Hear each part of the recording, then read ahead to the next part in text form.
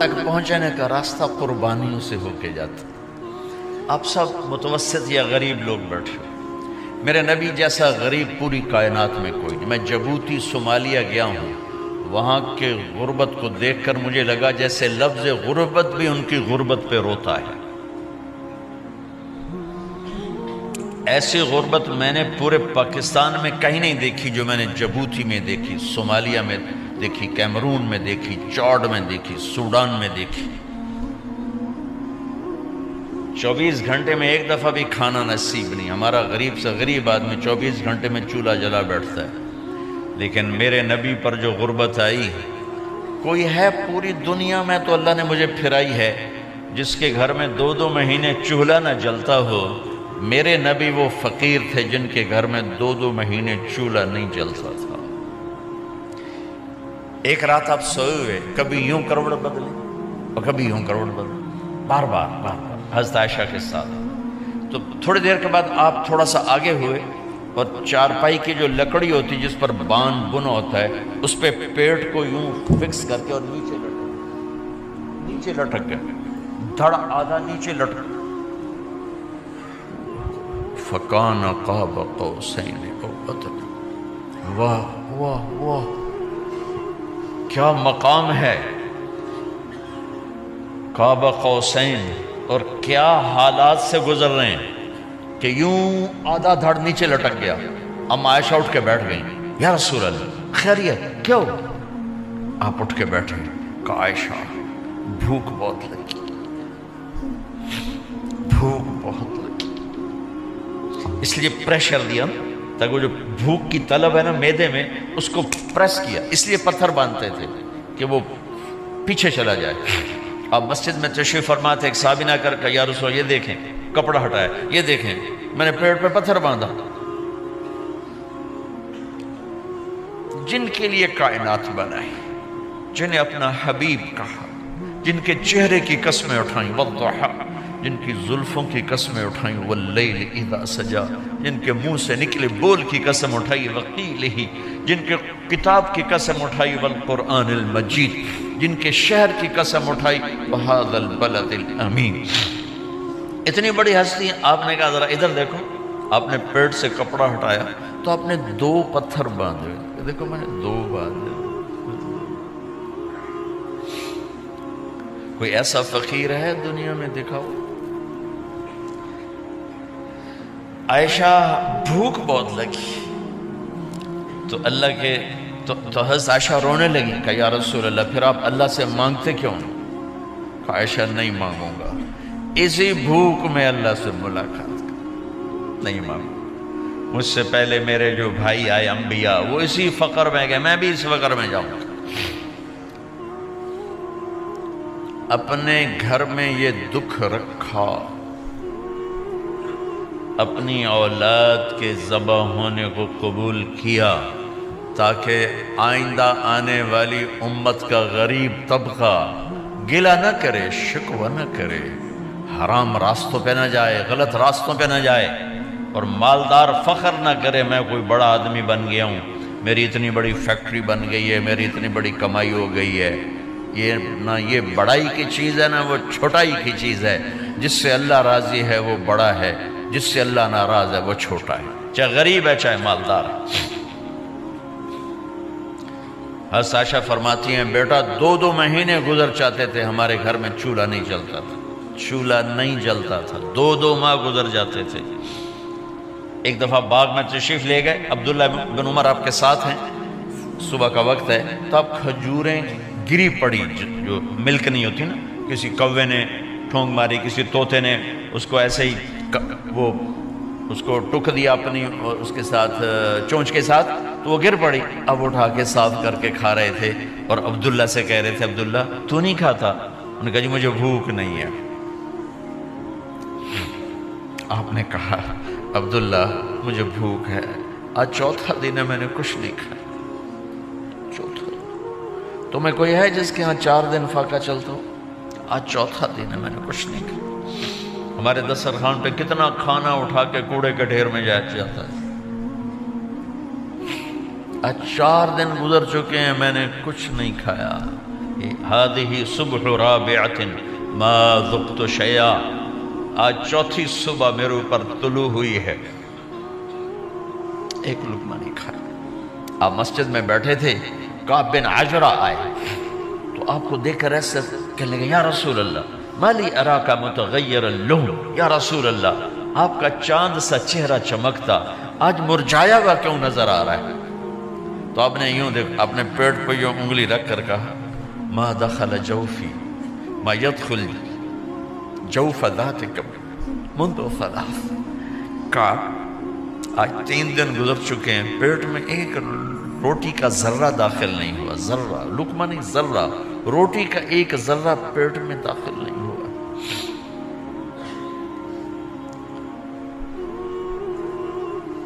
और इतनी बड़ी रिसालत, इतनी बड़ी नबूवत,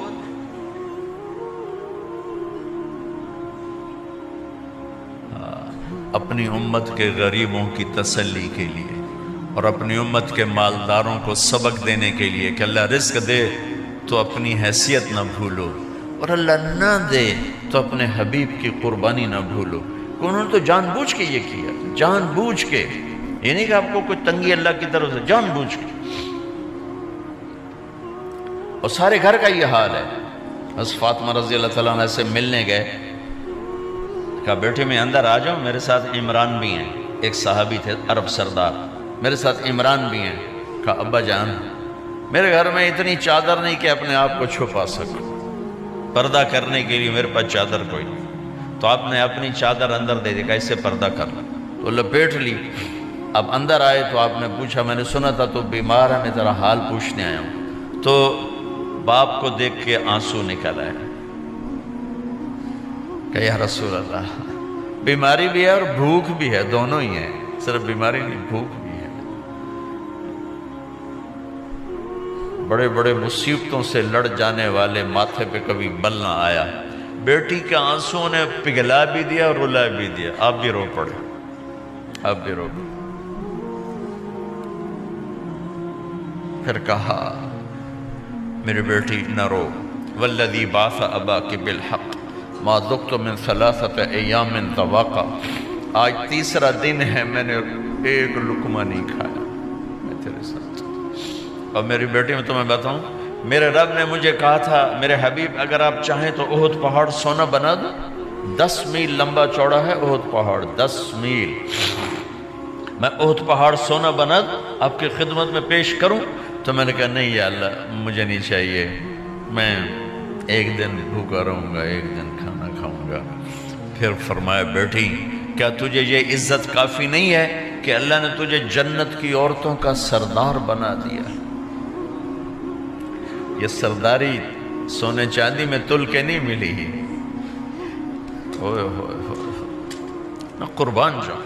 भाइयों अब सब माशाल्लाह नौजवान नज़र आ रहे हो, थोड़ा वक्त निकाल के अगर आप पढ़े हुए हो अपने नबी की ज़िंदगी पढ़ा करो, अपने नबी की ज़िंदगी पढ़ा करो, बड़ा ईमान भी बनेगा, हौसला भी मिले। आप हसन हुसैन को कहते थे मेरी आंखों की ठंडक, मेरे जिगर के टुकड़े, मेरे सीने की ठंडक, मेरे लाडले, जन्नत के चांद, जन्नत के सरदार, मेरे 2 फूल। ये सारे अल्फाज हसन हुसैन के लिए हैं। और उनके भूख की वजह से रोने की आवाज़ सुनते थे और तड़पते थे, लेकिन रोटी नहीं मांगी उनके लिए, रोटी नहीं मांगी, कि अपनी उम्मत के गरीबों को तसल्ली देनी थी कि अगर मैं फ़कीर बन के जा रहा हूँ तो तुम्हारे ऊपर भी इम्तिहान है, चंद दिन बर्दाश्त करो। आपने फरमाया सबसे पहले मैं जन्नत में दाखिल हूँगा, सारे नबियों पर जन्नत हराम है जब तक मैं ना चला जाऊँ, और सारी उम्मतों पर जन्नत हराम है जब तक मेरी उम्मत चली जाए। सबसे पहले मैं जन्नत में दाखिल हूँगा वमा या फुक़राउल मुमिनीन, और मेरे साथ मेरी उम्मत के गरीब लोगों की, मेरे साथ मेरी उम्मत के गरीब लोग मेरे साथ पहले दाखिल होंगे। हज़रत फातिमा के घर में फाका हद से बढ़ गया तो हज़रत अली ने फरमाया कि जाओ अल्लाह के नबी से कुछ तो मांग के आओ, कुछ तो पेट में जाए। ज़िंदगी में कभी ऐसा मौका नहीं आया یہ ایک دفعہ اتنا فاقہ آیا کہ حضرت علی جیسی ہستی نے بھی کہا جاؤ، تو آپ تشریف لائیں اور دروازے پہ دستک دی تو اتنا پیار تھا۔ جب حضرت فاطمہ گھر میں داخل ہوتی، اللہ نے ہمیں اولاد کے ساتھ کیا سلوک کرنا ہے اللہ نے ہمیں اپنے نبی سے یہ بھی سکھایا۔ حضرت فاطمہ جب بھی گھر میں آتی، اور ساتھ ہی تو گھر تھا، دیوار سے دیوار ملی تھی، روز کا آنا جانا تھا، تو میرے نبی بیٹھے نہیں رہتے تھے، آؤ فاطمہ کیا حال ہے، کھڑے ہو جاتے اور تیزی سے آگے بڑھتے، دروازے پر ہی حضرت فاطمہ کا ہاتھ پکڑ لیتے، ہاتھ کا بوسہ لیتے، بوسہ لے کر ہاتھ پکڑے پکڑے بیٹی کو چارپائی پہ پہلے بٹھاتے، اس کے بعد خود بیٹھتے تھے۔ اکرموا اولادکم، میرے نبی نے کہا اولاد کو عزت دو، پھر وہ تمہیں عزت دیں گے۔ ہمارے ماحول میں اکثر ماں باپ نے اولاد پہ ڈنڈا ہی اٹھایا ہوتا ہے، پھر ان میں بغاوت پیدا ہو جاتی، پھر کہتے ہیں اولاد نافرمان۔ آپ نے دستک دی تو کہنے لگے یہ تو فاطمہ کی دستک ہے، خیر تو ہے، پہلے تو کبھی اس وقت میں آئی نہیں۔ تو آپ نے ام ایمن سے کہا دروازہ کھولو۔ ام ایمن نے دروازہ کھولا تو آپ نے استقبال کیا، بٹھایا، پوچھا بیٹی کیا ہوا، اس وقت میں کیسے آئیں؟ کہ یا رسول اللہ بہت فقر ہے، بہت بھوک ہے، آپ کے پاس سنا کچھ مال آیا ہے، کچھ ہمیں بھی دے دیا جائے۔ اتنی صابر بیٹی زندگی میں ایک دفعہ بھوک کی شکایت لے کر آئیں، اور آگے باپ نے پھر پیپر لے لیا، پھر امتحان میں ڈال دیا۔ آپ نے کہا بیٹی میرے پاس 5 بکریاں کھڑی ہیں، دے دوں یا 5 دعائیں سکھا دوں؟ یہ بھی کوئی کتنا سخت موقع تھا، کتنا سخت موقع ہے کہ صبر کا پہاڑ بیٹی اتنی مجبور ہو کر آتی ہیں کہ یا رسول اللہ برا حال۔ تو میرے نبی کہتے بیٹی یہ بکریاں بھی لے جا، دعائیں بھی لے جا، دونوں جمع کر دیتے، یا دعائیں بعد میں سکھا دیتے، بکریاں دیتے، ایک تو دے دیتے، پر امت کے غریبوں کو تسلی دینی تھی، چونکہ امت میں اکثر طبقہ غریب ہوگا۔ تو آپ نے کہا بیٹی 5 بکریاں دوں یا 5 دعائیں دوں؟ تو وہ سمجھ گئیں اپنے باپ کے مزاج کو کہ ابا جان امتحان لے رہے ہیں، تو کہا ابا جان بکریاں چھوڑ دیں، مجھے دعائیں سکھا دیں، مجھے بکریاں نہیں چاہیے۔ بھوکے کی رات بھی گزر جاتی ہے اور بھوکے کا دن بھی ڈوب جاتا ہے۔ تو آپ کا چہرہ ایسے کھل گیا کہ میری بیٹی پاس ہو گئی۔ کہا بیٹی آپ تم دعا میں یہ کہا کرو یا اول الاولین یا آخر الاخرین یا ذا القوة المتین یا راحم المساکین یا ارحم الراحمین، یہ تیرے لیے 5 بکریوں سے اعلیٰ چیز۔ اب گھر واپس گئیں خالی ہاتھ۔ حضرت علی نے فرمایا تو کچھ بھی نہیں لائی؟ کہا نہیں لائی ہوں، بہت کچھ لائی ہوں۔ کہا کیا؟ کہا میں دنیا لینے گئی تھی، آخرت لے کے آ گئی۔ ذہبت للدنیا وجئت بالآخرہ۔ تو حضرت علی نے فرمایا تیرا آج کا دن سب سے اعلیٰ دن، خیر ایام کی حال۔ داماد کا امتحان لے لیا، حضرت علی کو بلا لیا، علی 5000 بکریاں دوں کہ 5 دعائیں دوں؟ وہاں تو 5 بکریاں، اب 5000 کر دیں۔ علی 5000 بکریاں لیتے ہو یا 5 دعائیں لیتے ہو؟ تو بھی سمجھ گئے کہ آج میرا محبوب مجھ سے امتحان لے رہا ہے کہ علی کتنا کو مضبوط ہے اپنے ایمان میں۔ اور فاقے میں نے بتا دی کیا گزر رہے ہیں۔ آدمی اپنی بھوک سہ لیتا ہے، اولاد کا رونا برداشت نہیں ہوتا ہے۔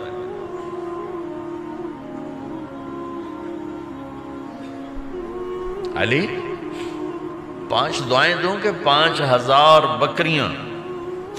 حضرت علی نے عرض کی یا رسول اللہ دعائیں سکھا دیں، بکریاں نہیں چاہیے۔ میرا نبی کا چہرہ کھل گیا کہ میرا داماد بھی پاس ہو گیا۔ علی تو یہ دعا مانگا کر روزانہ، اللہم اغفر لی ذنبی ووسع لی خلقی وبارک لی فی رزقی وقنعنی بما رزقتنی ولا تذهب قلبی الی شیء صرفتہ عنی۔ یہ 5 دعائیں تو مانگا کر، 5000 بکریوں سے زیادہ ہے۔ اللہم اغفر لی ذنبی، اللہ میرا گناہ معاف کر، وسع لی خلقی، میرے اخلاق عالی شان کر، بارک لی فی رزقی، میرے رزق میں برکت دے، قنعنی بما رزقتنی، مجھے لالچ سے نکال دے، مجھے لالچی نہ بنا، مجھے حریص نہ بنا، وَلَا تُذْهِبْ قَلْبِي إِلَىٰ شَيْءٍ صَرَفْتَهُ عَنِّي، جو تو نے مجھے دیا نہیں اس کی میرے اندر سے طلب بھی ختم کر دے، مجھے اس کا طلبگار بھی نہ بنا، کہ یہ 5000 بکریوں سے زیادہ ہے۔ میں نے تھوڑا سا اپنے نبی کے گھر کا نقشہ آپ کو بتایا ہے کہ یہ چند دن صبر کی دنیا ہے، اللہ راضی ہو گیا تو موت سب سے خوبصورت پیغام۔